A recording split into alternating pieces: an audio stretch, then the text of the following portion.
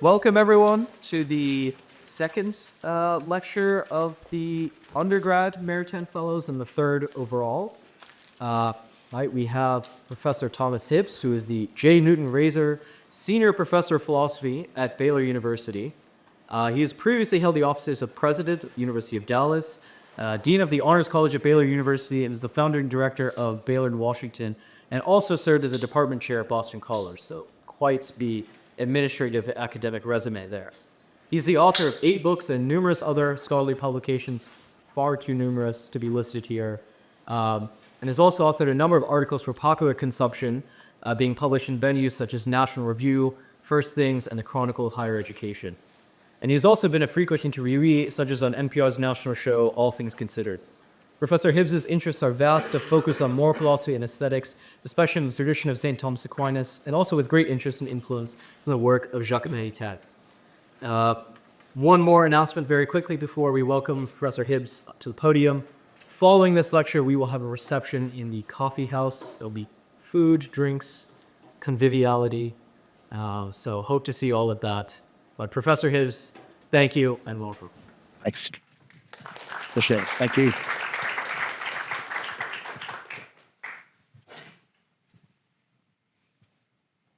All right, it's great to be here. I'm also an alum, a double donor, have a master's and a PhD, and made it back up in town for the first home playoff game, where I sat in the student section. I hadn't done that in many, many decades. That was a little while.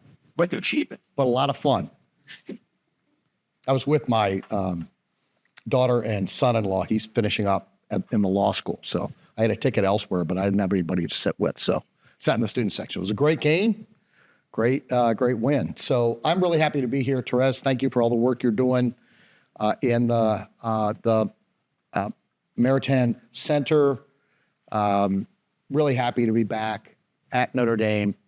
And want to deliver some thoughts on friendship. I want to start with some observations about the current situation in our culture with respect to friendship, which is generally not all that healthy. And then I want to talk about what we can learn from a little bit about Aristotle. And then I want to talk about Thomas and Catherine Siena. Catherine Siena is someone I've been teaching regularly now, and find that my students really resonate. Even my Baptist students at Baylor really resonate with Catherine Siena. And I think there's lots of really brilliant stuff in her work on friendship and on virtue that has really yet to be appreciated by philosophers and theologians. And it resonates, I think, because she's speaking to things that we all experience in our own friendships. Happy to take questions and hear your thoughts on this topic. So as I mentioned, the data on friendship, both personal friendship and civic friendship, is a bit depressing. The surveys starting back in the 1980s or so and leading up to today indicate that when American citizens, and generally this is true across the West, are asked, how many close friends do you have? In the 70s and 80s and into the 90s, it was 3.4. I'm not sure what that 0.4 friendship does for you, but I do feel like I've had 0.4 friendships, and I've probably been a 0.4 friendship at certain points in time. And now it's under 2, so basically a 50% decrease. And sometimes the gap even, or the number of close friends narrows more when criteria are specialized, particularly if one of the criterion is something like, how many people have you had in the last month a conversation with about something that's important to you personally? And the numbers go way down. That may not mean that people don't have friends. It may just mean that even their close friends, they're not interacting with or talking to about things that matter to them. Civic friendship is maybe even in worse shape. That will not be a surprise to you, given the partisan divide in the culture. But again, stretching from the 80s up to the last 10 years or so, I recall this was first drawn to my attention during the Brett Kavanaugh hearings. That seems like it was 30 years ago now, culturally, the Brett Kavanaugh hearings. But John Haidt, whom I may refer to later, the moral psychologist who writes a lot on these matters, said, if you want to know how we got where we are, and he posted, I think on Twitter, the data that in the 1980s up into the early 2000s, when Americans were asked, do you hate members of the other political party, it was around 15%. And it surges up to around 40, where it's remained for quite some time, sometimes even higher.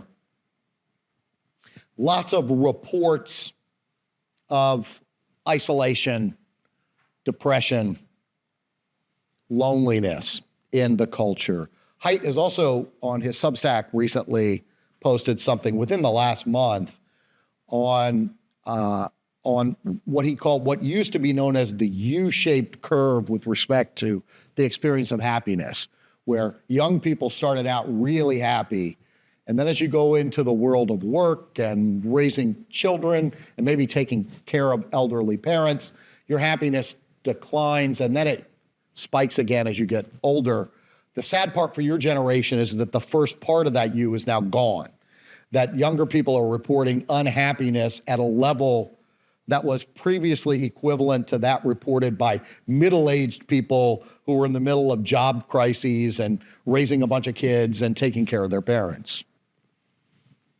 I think his most recent book is called The Anxious Generation, and it's about especially social media and its role in increasing levels of anxiety. I do think that one of the things that feeds into the acrimony, particularly on social media, is that if we feel isolated and alone, one of the places we can go to try to find belonging is on ideologically like-minded communities online, where it seems to me that our default position has been for some time to treat others who disagree with me or my group as both stupid and evil. And I'll grant you that there are people making really bad arguments online, and there are some people online who have very malevolent intent, and sometimes those two groups overlap.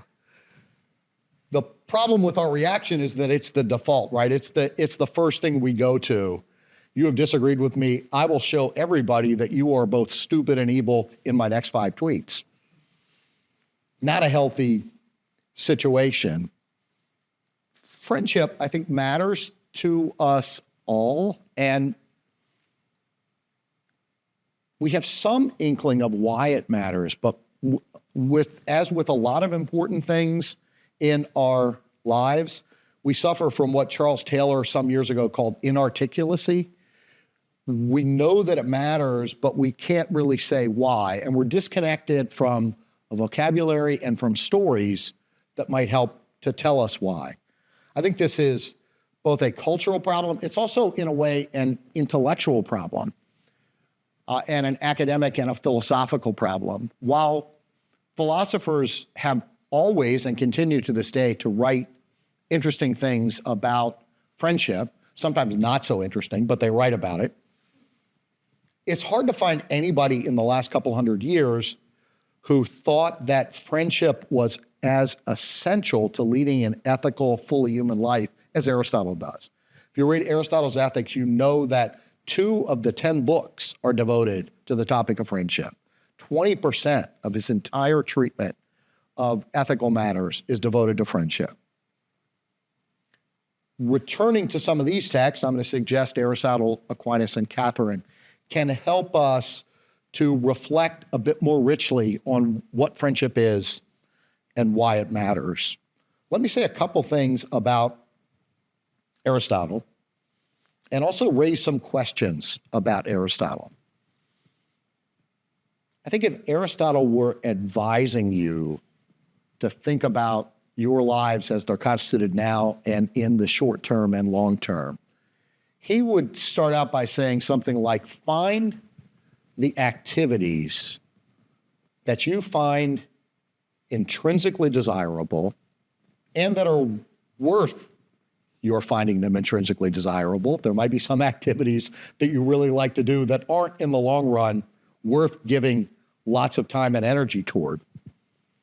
But find the activities that are intrinsically worth doing and try and organize your life around those activities.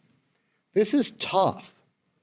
It's tough because even in Aristotle's time, but certainly in our own, there are lots of things that we engage in and we have to engage in that are mainly instrumental. You have to do certain things in order to get your degree, some of which we hope at a place like Notre Dame are intrinsically worth doing in terms of the courses you take. But you're going to have to do things at this level. And then if you go to law school, medical school, graduate school, whatever it is, you're going to have to do a bunch of things that you think, if I had my druthers, I wouldn't do this, but I want to get to the next level. The danger is that our lives become consumed by activities that are almost exclusively instrumental. And as Americans, we are still really good at focusing on instrumental activities. When Tocqueville came here in the middle of the 19th century, he remarked upon American restlessness. And Tocqueville actually sees a lot of good in our restlessness. It's the kind of thing that led us to set out on the frontier.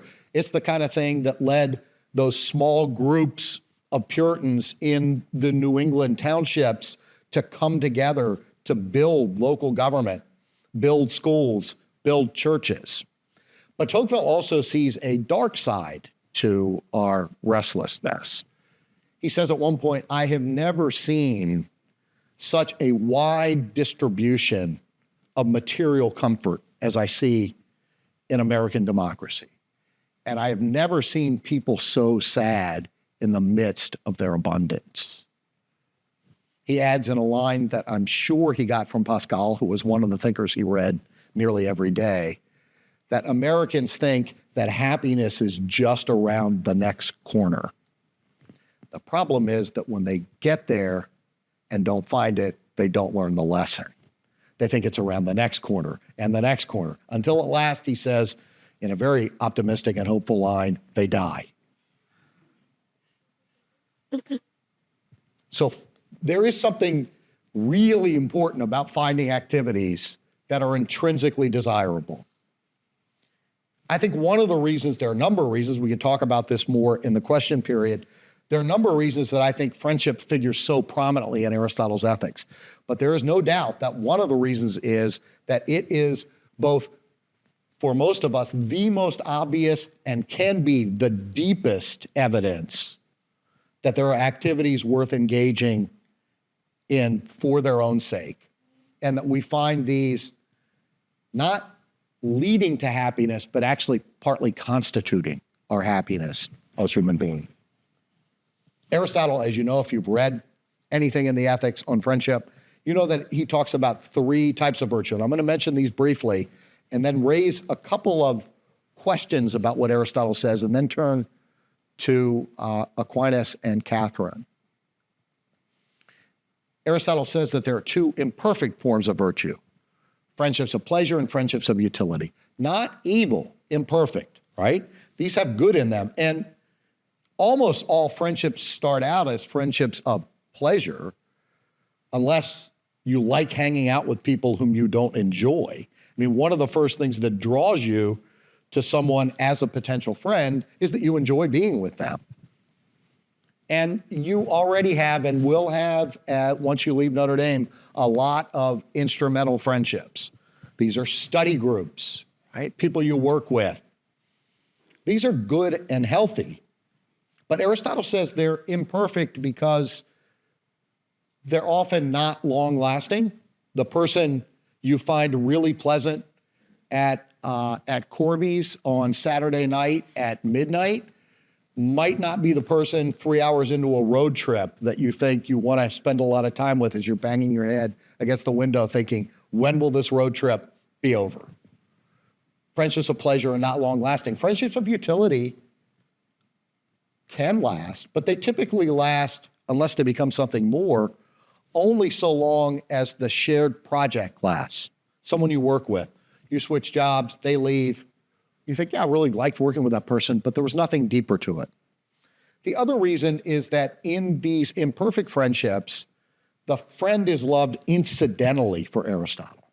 It's for the sake of the good time that you enjoy the friendship of pleasure. It's for the sake of the common project that you enjoy the friendship of utility. The kinds that last, Aristotle thinks, are friendships of virtue. And certainly friendships of pleasure and utility can grow into friendships of virtue. I would say typically that's where they start. And then you find that you have something deeper in common with someone else. Aristotle thinks that friendships of virtue are characterized by equality and reciprocity. Vast inequality in character or in other types of goods can create strains, if not make virtue impossible. And reciprocity is inherent in friendship. You can't have, I guess you could have unrequited friendship, but it's never really a friendship, right? There has to be reciprocity. This model of friendship I find very attractive, but I also wonder about the model of perfectly virtuous friends or almost perfectly virtuous friends. I've certainly never been in that category. I've had friends I know who are a lot more virtuous than I am, but I wonder a little bit about Aristotle. I think is certainly aware of a scale of virtue. Otherwise, he couldn't talk so much about how we become better at virtue. So he certainly has a notion of a scale, but I sometimes find something a bit idealized in Aristotle's account of friendships of virtue. I'm going to come back to that. These might be a little bit polemical, what I'm doing here with Aristotle, but you can attack me on that during the question period. The other thing in Aristotle that comes up has to do with suffering with friends. Aristotle certainly thinks that we, almost like Paul, we rejoice with friends who are rejoicing and suffer with friends who are suffering.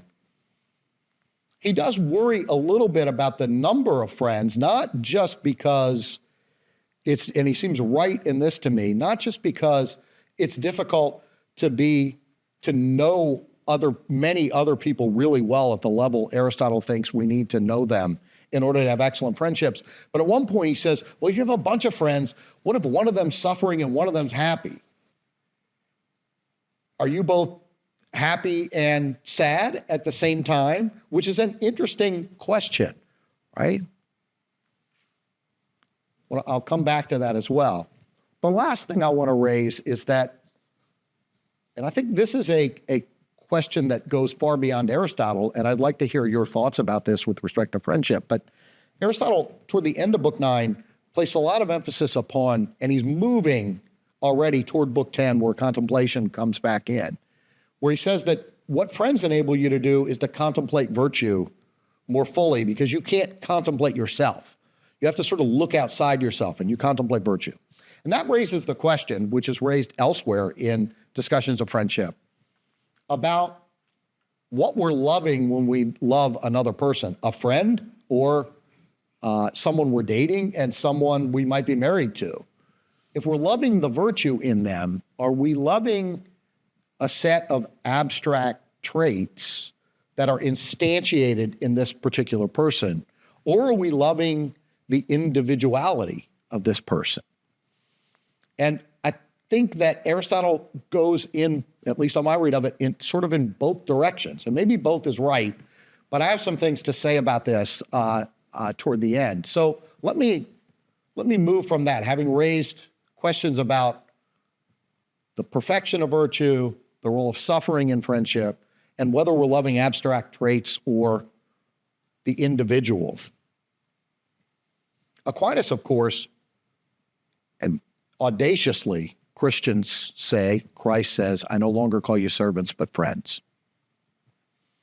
Aquinas argues in the Summa that charity is a kind of friendship. And he, of course, has to come up against this Aristotelian objection. God, us, equality, how's this possible? He says friendship is essentially about communication. Communicatio is the Latin term that he uses. God draws us into friendship by communicating his interior life, the secrets of divine life to us. This notion of a kind of communicatio through conversation enables us to say that we can be friends with God, that the vast inequality can be breached by God's generous descent to us in the incarnation, and then God's offering of us through grace a participation in the divine life, so that the secrets of the interior life of God are ours. We can have access to them. Charity, Aquinas interestingly says, I'm going to turn to Catherine, the effects of charity are threefold: peace, joy, and mercy. One of these is not like the others, mercy. Peace and joy, you would think, resting in, enjoying union with God. Mercy involves, by its definition, sorrow, and my making the affliction of others, their sorrow, my own. I'm going to come back to that. Catherine's great thesis in her dialogue about virtue is that every virtue is through another. There's this, we could talk about this later, but this is a great debate in last 50 years in virtue ethics about self-regarding virtues and other regarding virtues. Catherine says every virtue is through another. She has 5 reasons for this. I'm going to try and run through these quickly and then take whatever questions you have. First, our virtues are tested and refined through others, not so much through their virtue as their vice for her. So the pride in others that I encounter, the cruelty in others that I encounter, both test and refine my virtue. And although she starts out the dialogue by talking about how we have to initially rest in the cell of self-knowledge with God alone, she's very quick to say that our virtues, if we have them, are tested and refined, especially through the vices of others. She also argues that there are no private vices or virtues, particularly not with the theological virtues and the gifts.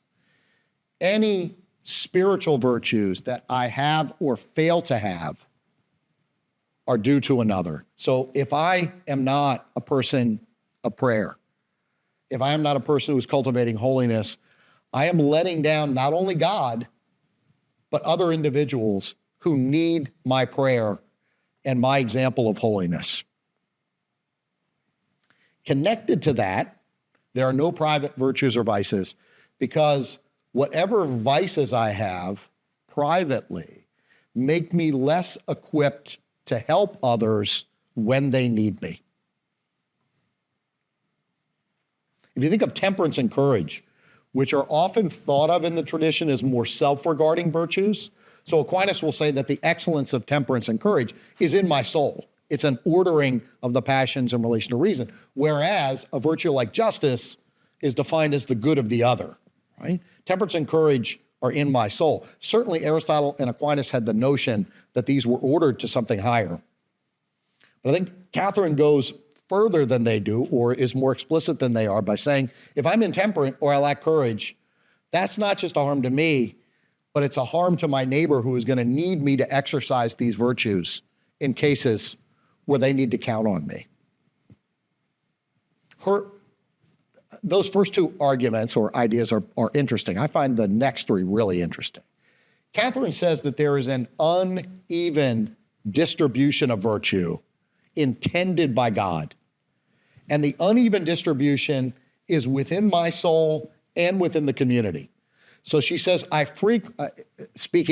quoting God in this vision she had, I give particular virtues in a greater degree to souls, so that through that particular virtue, courage, fidelity, honesty, whatever it might be, the other virtues can be developed. So that Catherine has this idea that in individual souls, we have greater or less strengths with respect to particular virtues. But it is through the stronger virtue that we can gain access to the others through practice. They're leaning on, you might say, that particular virtue that we have to a greater degree. She also argues that this is providentially intended in the community. So that if you have a greater degree of courage than I do, and I have a greater degree of practical wisdom, I can lean on you in circumstances where my cowardice is, my fear of something I'm aware might cause me not to do what I should do. Conversely, if there's a situation that calls for a greater practical wisdom in analyzing precisely what ought to be done in concrete circumstances, you can lean on me in that circumstance. This is how she thinks providentially God has designed things so that we come to realize our dependency in virtue on one another. So that this is how God fosters a communion of virtuous, somewhat unequally virtuous individuals. This is where I see a kind of fleshing out of something that's a little bit, as I was saying earlier, ambiguous in Aristotle. Are we only talking about perfectly virtuous individuals? Whereas this seems to me to be more compelling, right? The idea that particularly in certain circumstances, I might be courageous enough for the most part, but there might be circumstances where we're facing something together and I realize my friend here has much greater courage, or my spouse. I need to lean into them in this circumstance. And conversely, there might be circumstances where they need to lean into me. And understanding of friendship and virtue as a kind of communion in its activity. She also says that we cannot exercise virtues of generosity with respect to God, because everything we give is but the work of a lowly servant, giving to God what is obliged. But God, out of his generosity, allows us to exercise generosity like God's toward others who are in need, especially those who are afflicted. And here I think it connects up with Aquinas on mercy. So that if I'm in a circumstance where I can help someone who is in dire need, suffering affliction, God generously in that circumstances allows me to imitate his generosity toward me, indeed toward all of us. So that's one of the ways in which she thinks that the twofold commandment, these are just absolutely inseparable for her, the love of God and the love of neighbor. The final thing that I would say about this, and that of course touches upon the role of embracing suffering with respect to friends. The last thing I'd say with respect to what I'm loving when I love the other, Catherine certainly thinks I'm loving the virtue, but she says repeatedly when she talks about the importance of what she calls discretion, which sometimes means self-knowledge, but other times it means more like what Aristotle means by prudence, which is to judge in the particular what this individual needs. And as we know from her life, she had people surrounding her at all times, seeking spiritual advice. And she had the spiritual gift of discernment and of discretion to be able to know in this particular soul, at this particular moment, what's needed. And I would say there's a clue there about friendship, which is certainly that it's about virtues that are shareable across all human beings. But it's about the particular way in which the virtues are exercised, the particular way in which their stories, their lives, in their concrete history, guided by divine providence. Those are the things we love and remember. When you love and remember a friend who's absent and their character traits, you're not doing a kind of crude, and this is a crude reading of Plato, a crude Platonic ascent from an individual to an abstract universal. That's not what you're loving. You're loving the particular way in which your memory is aroused to think of, remember what that person did in this moment when none of us knew what to do, when somebody had just died, somebody had just lost a job, somebody had just broken up with someone they were dating. Remember what that person did in that moment to exercise the virtues, particularly of Christian charity. And I think Catherine has that sense that divine providence is operating to help us discern in the concrete stories of our lives what it is that others need. And so friendship is ultimately about virtues as embodied, incarnate, and in time and space with our best friends. Thank you.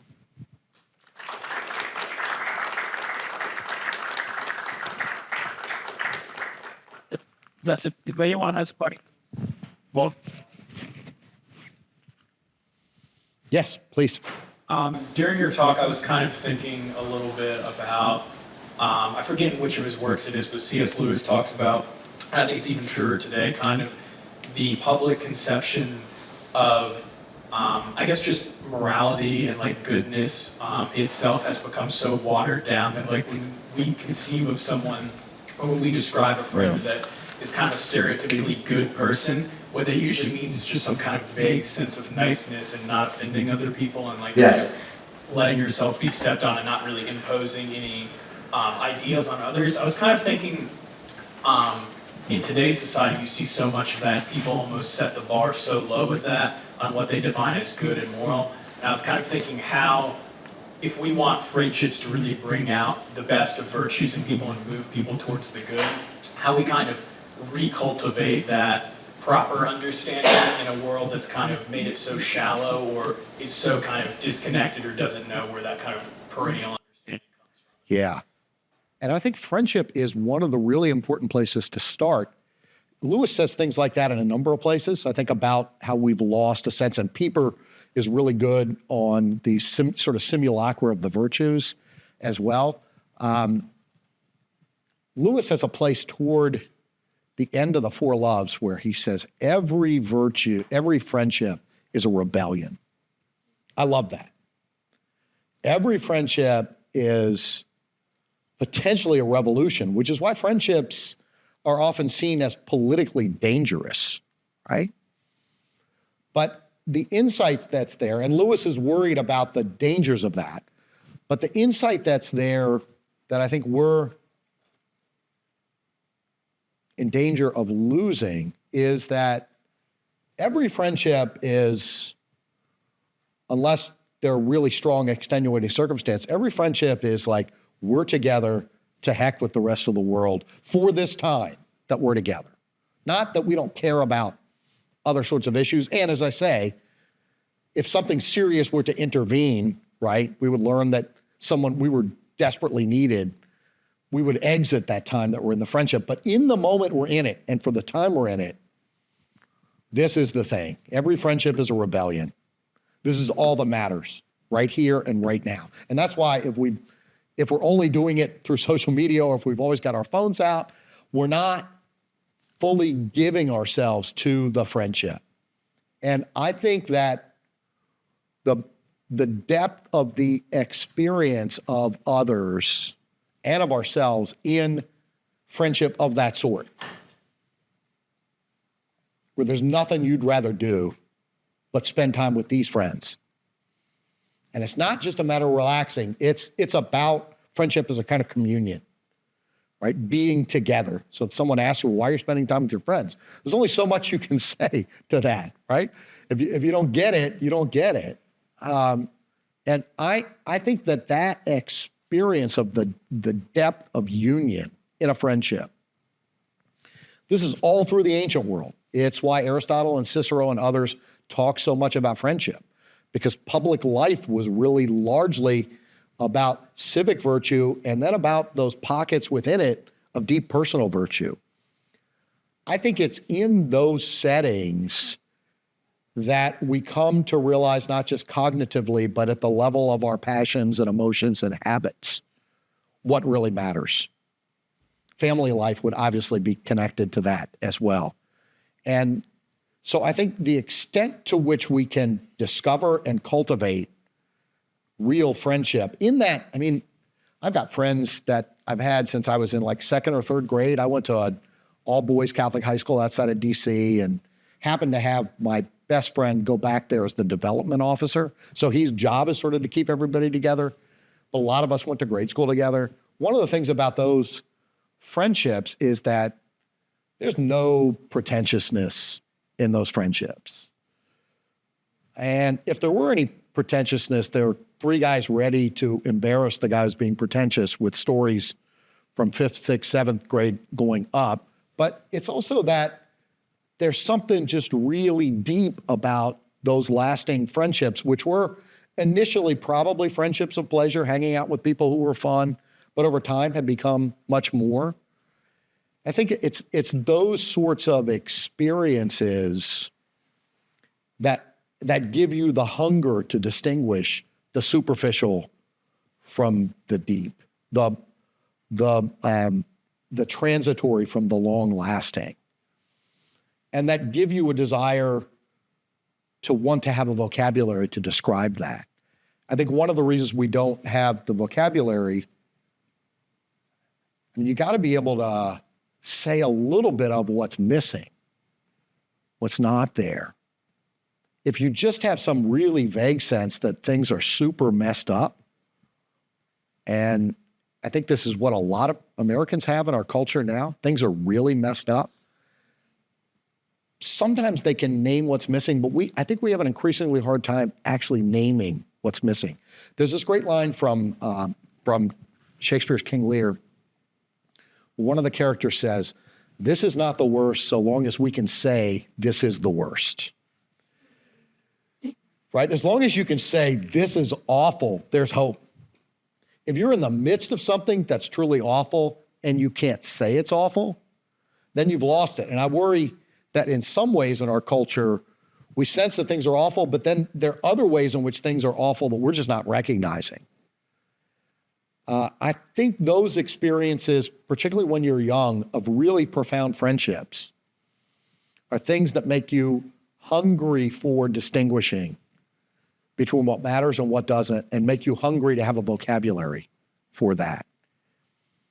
And that's what you need. You need the hunger for something that's more than just niceness, and you need to have a hunger for the vocabulary to start describing it for yourself. That's indispensable to self-knowledge.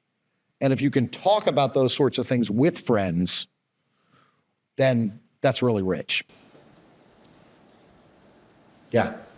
Can you speak a little more to Charles Taylor, kind of getting at what you were just talking about, but the ability to articulate, or what you said in your talk quote. Inarticulacy, yeah. And I just think that's really interesting. Like maybe we've lost our ability to articulate and communicate virtue. Yeah. And that's part of the reason why we've lost our ability to have friends.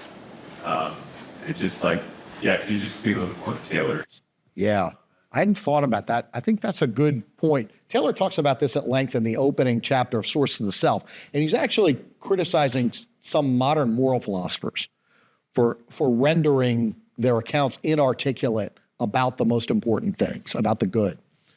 I hadn't thought about what you just said there. It does seem to me that you're right, that if we're not, and obviously the articulacy in a way comes after lived examples, a shared kind of life in family or in church or in local schools or whatever it might be, right? That when you become reflective, there are already things that have formed you at that point. You're already formed by the stories. That great line from Lord of the Rings where Sam says to Frodo, "What stories have we fallen into?" Sort of the first question once you start to become reflective is to become aware of the stories that have already formed you. And fortunately for most of us, those stories involve significant doses of virtue. People who have acted virtuously toward us, people who have challenged us to be good in some ways. If that gets flattened out, then I think you're right. You don't know what you're looking for when you feel that pang of loneliness that you think could be countered by friendships, right? I think when we all experience those moments of loneliness, and maybe when people you thought were friends end up not being friends, or you're in a different setting and you don't have friends, I think what you look for at that point when you experience that loneliness, what you look for is going to be predetermined in a way, unless you're really fortunate to find yourself in the midst of people suddenly who are pretty good and you're attracted to that. But if you haven't, then what you're going to hunger for is what you've understood as a decent way of living. And the more flattened out that is, the more shallow that is, the less likely you actually are to hunger for really good friendships. Yeah, I think that's a very good point.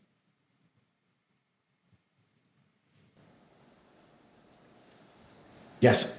You mentioned social media, Yeah. but I wanted to hear your thoughts on whether you think city planning and car culture of modern cities similarly contributes to our difficulty forming. So say a little bit more about that.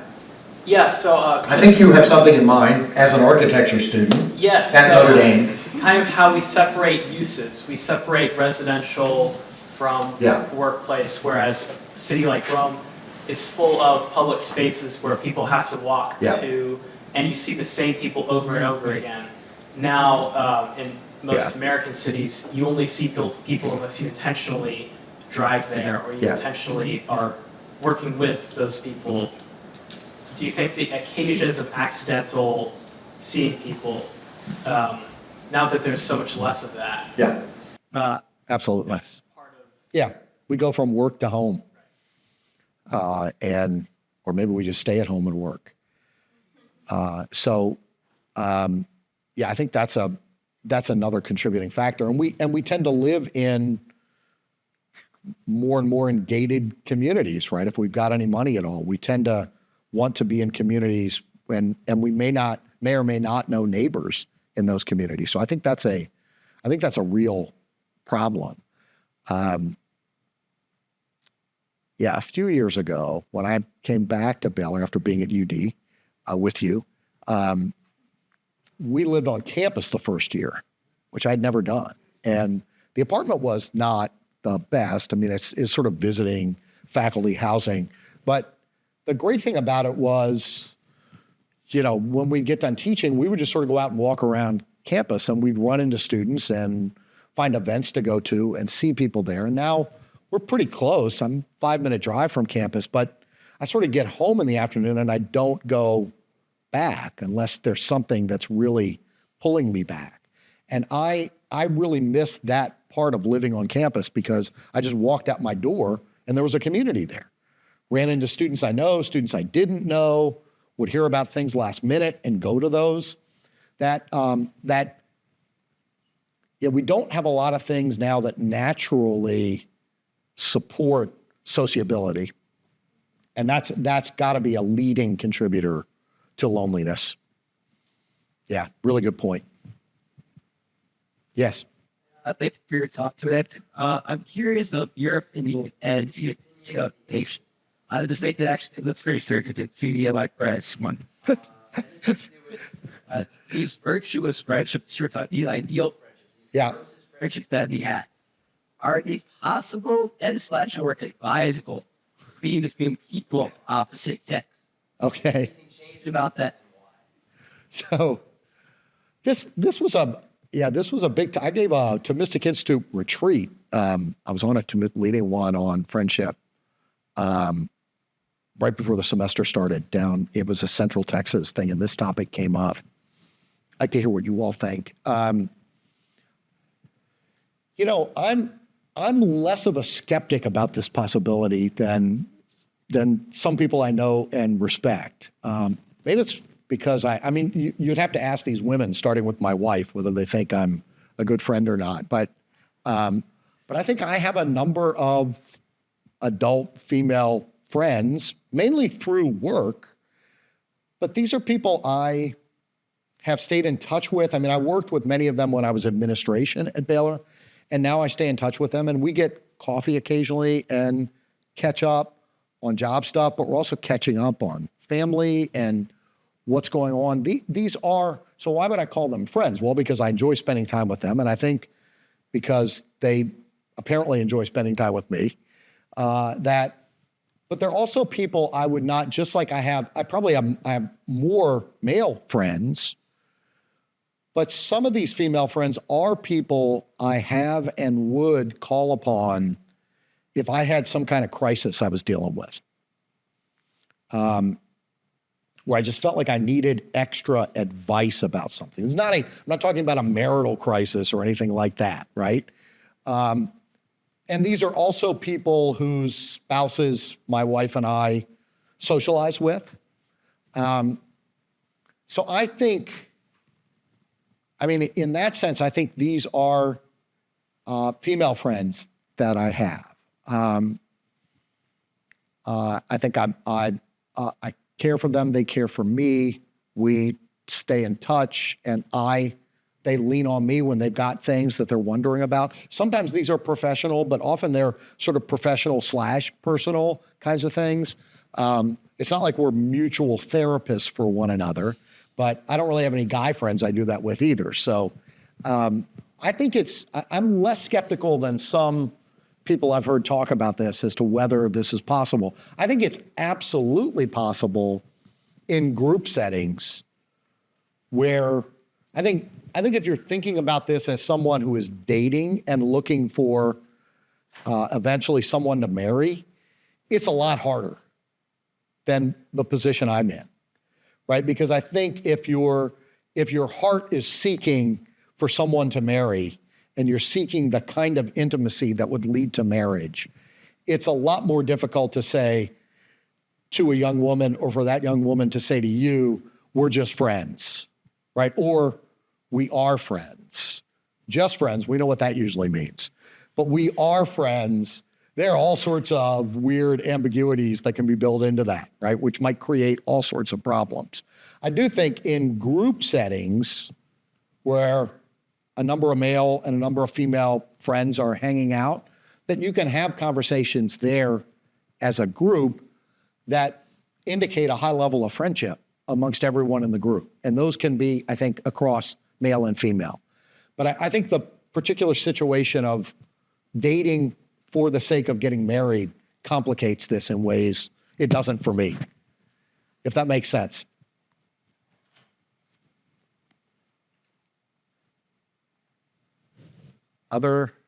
Yes.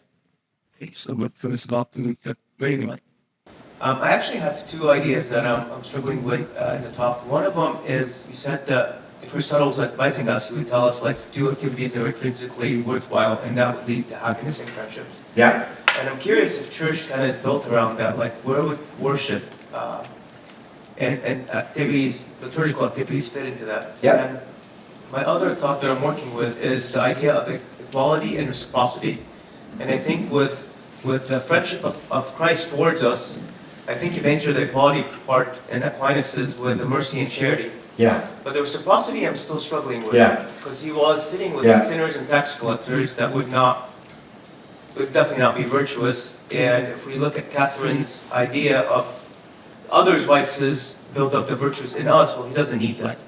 So those were the two ideas that I'm kind of curious is how do you deal with the reciprocity of with Christ's friendship towards us, and then what activities in liturgical life help friendship in that way. Good. Yeah, the second one's really good. First one's important too. For Catherine, this is all built around the Eucharist for her. Whether the people you're reaching out to in their affliction and in their need are actually members of the church and receiving the Eucharist or not, for her, this all centers on the Eucharist. She has an awful lot to say. She writes a lot about blood, Christ's blood. And for her, this leaning on others, letting others lean on us, the sacrificial role of friendship and identifying other sorrows as your own are all ways for her of participating in Christ's cross. And the fullest way in which we participate in the cross and the resurrection is through the Eucharist. So her focus there, and in the dialogue, she speaks repeatedly of Christ wanting to make each of us another himself.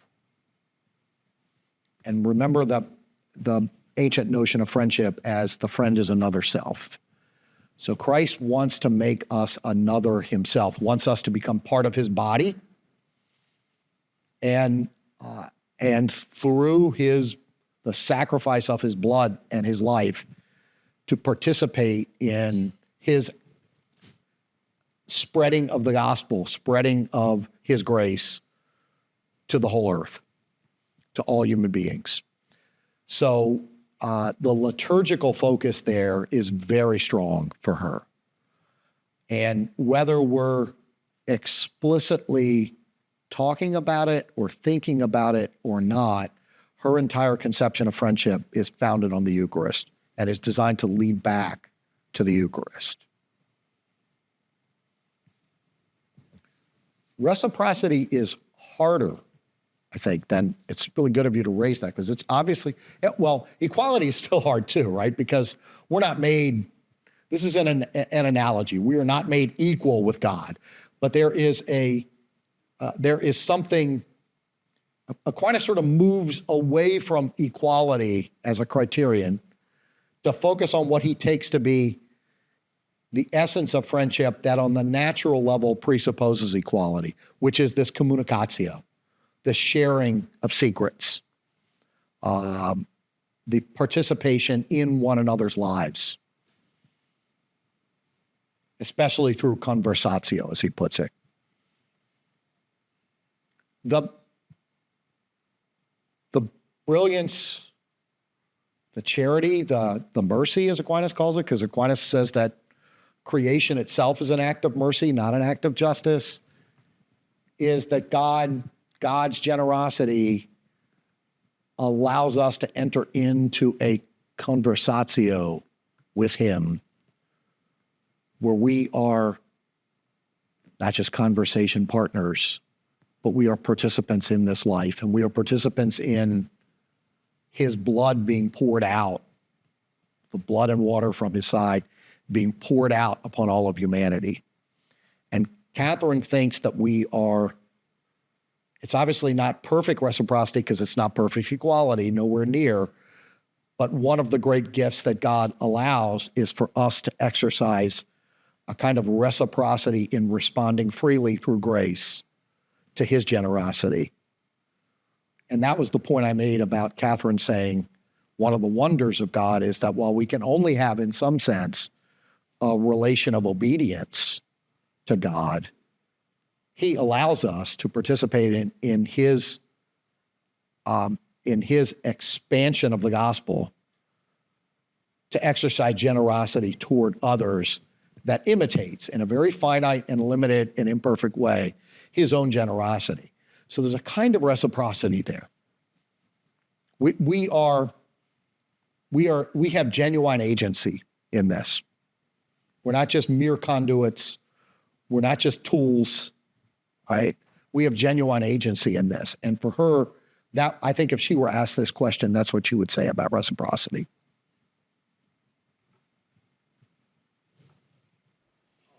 Well, thank you all.